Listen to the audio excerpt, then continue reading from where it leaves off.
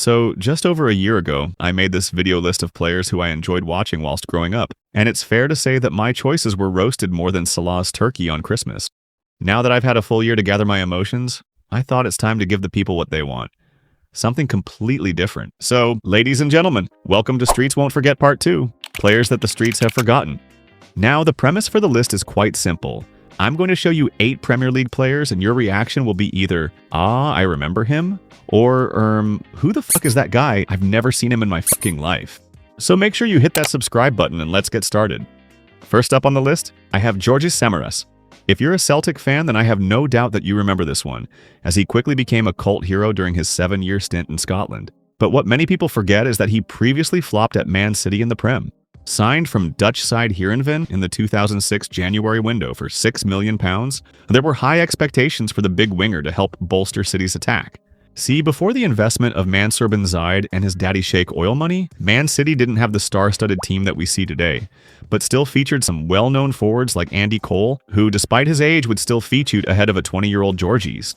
After 12 months of being used mostly as a substitute by Sven-Göran Eriksson, Joris would join Celtic on loan before making his move permanent in 2008, finding exceptional form and etching his name into Scottish football history.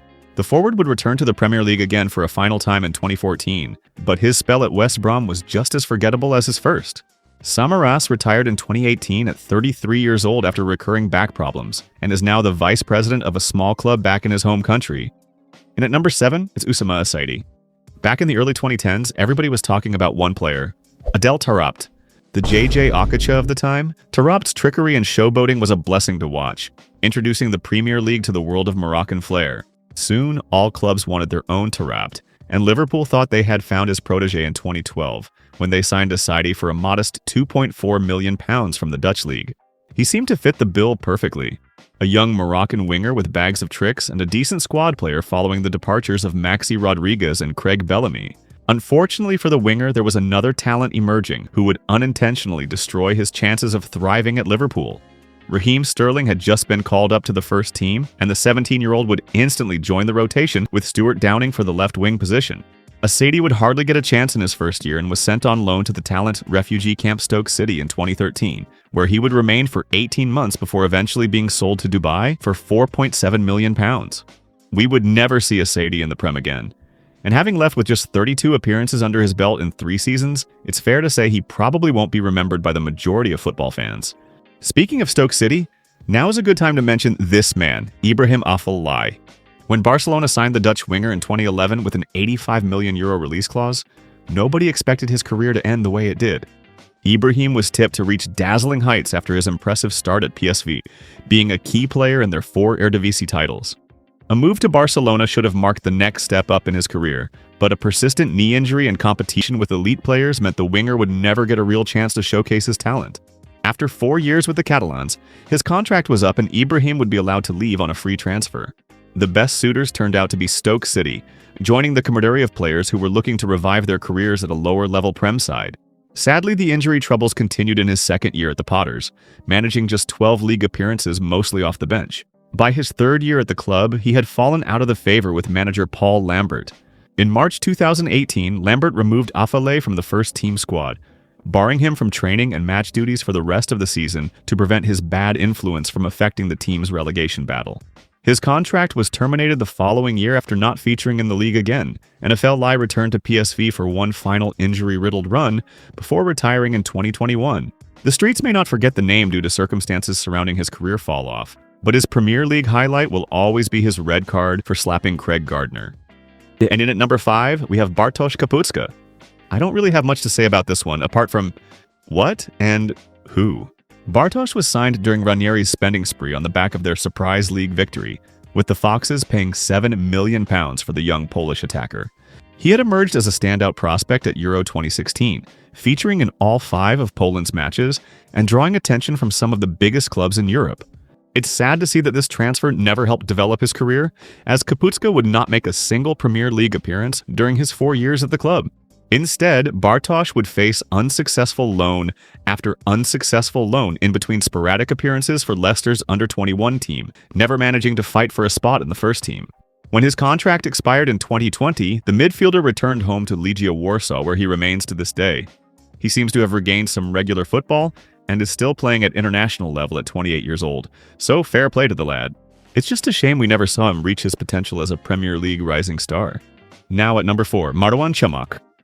A flop so bad that nobody really talks about him, with the Moroccan slowly fading into obscurity before hanging up his boots early. Things looked promising when Chamakh signed for Arsenal on a free in 2010. He had just won the league with Bordeaux 2 years prior, and had been on Arsene Wenger's radar for quite some time, so the Gooners were excited to see their long-term target join the squad. His start to life in London was impressive, continuing his solid run in the Champions League and becoming the first player to ever score in 6 consecutive matches in the competition. Unfortunately, it wasn't long before things turned sour. After starting 17 of his first 19 fixtures, Chamakh would only be named in the starting 11 twice in the next 2.5 seasons at Arsenal, highlighting just how quickly his fall-off began. After a brief and uninspired loan spell at West Ham United, the striker made a permanent switch to Crystal Palace in 2013 for a measly £1 million. Sadly, as his hairline receded, so did his career, and Marouane would only add 7 goals to his tally during his 3-year spell at Palace before being released from the club.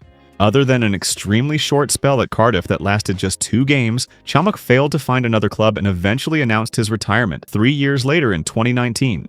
For a player who made over a century appearances in the biggest league in football, it's fair to say his career will likely be forgotten in the coming years. Now let's kick off the top 3. We have Roberto Mancini. And yes, it is who you think it is. It turns out the Italian's managerial spell at Man City wasn't his first stint in the Premier League. Roberto signed for Leicester City on loan in 2001, in what feels like a complete fever dream. After a long and illustrious career in the Italian division, playing over 500 matches for 3 different clubs over 20-plus years, Mancini decided that he wanted one last hurrah with a move to England. The crazy part is that Roberto only lasted a month before heading home to Italy, and later informing Leicester that he would not be returning to England as he had accepted the manager's job at Fiorentina. The then 36-year-old veteran striker featured 4 times in this brief spell without scoring a goal, making this period of his career all the more forgettable. Mancini would return to England 8 years later, this time to replace Sparky Mark Hughes as the manager of Man City, and, well, the rest is history. A legendary manager who will be remembered for leading City to their first ever Premier League title, and less so for his appearances as a player. Now at number 2, I thought I'd best include a goalkeeper on the list. Massimo Taibi. The 1999 season was a funny year for Man United. They had just won the famous treble in the previous season, but also had lost one of their key players in the highly rated Peter Schmeichel. United had just signed famous cokehead Mark Bosnich on a free transfer from Aston Villa, but it was never the plan for him to be their number 1.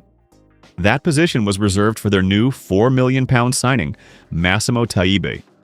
Joining the Red Devils 5 games into the season, Massimo was thrown straight into the first team after the signing was recommended by Sir Alex Ferguson's brother.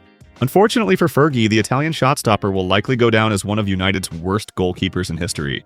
His first 2 fixtures were uninspired, conceding twice to Liverpool on his debut, then conceding at home with Wimbledon in his second. But the issues arose in his 3rd match against Southampton, which left Fergie wondering who and what the fuck had he signed. It was in the second half when Matt Letizier's weak effort from long range rolled into the path of the goalkeeper. Attempting his best Rob Green impersonation, Massimo let the ball roll straight through his body for the equalizer. The boss did not look happy, but after a 3-3 draw, the ever-forgiving Fergie decided to give Massimo one more chance to redeem himself. An away day fixture against league rivals Chelsea, a 29-game unbeaten streak on the line for United. One final chance for Massimo to prove the haters wrong, and they lost 5-0. Ouch! Having conceded 11 goals in 4 appearances, Fergie decides enough was enough, and relegated Massimo to the bench until January when he was sent back to Italy, never to play in the Premier League again. He would somewhat have a decent career back in Italy before retiring in 2009, but his spell in the Prem will want to be forgotten by the United faithful. And finally, at number 1, it has to be Kostas Mitroglou. Fulham fans, look away now, as this is without a doubt the worst signing in your club's history.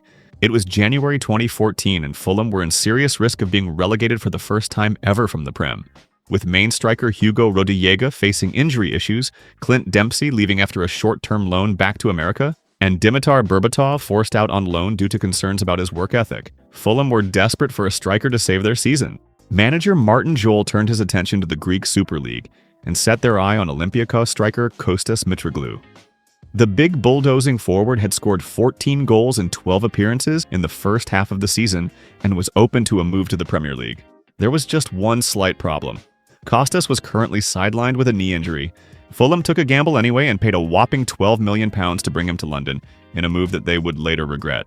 The forward never really recovered from this injury and managed just 3 Prem appearances without scoring a goal. After a long, tough season without any firepower, Fulham were relegated to the Championship, and Mitroglou would be loaned out for the next 2 seasons to cut the wage bill. He found form at Benfica, and later signed permanently for £7 million, leaving Fulham to bitterly accept their losses on their worst signing of all time, and without a memorable moment to show for it. And that completes today's list.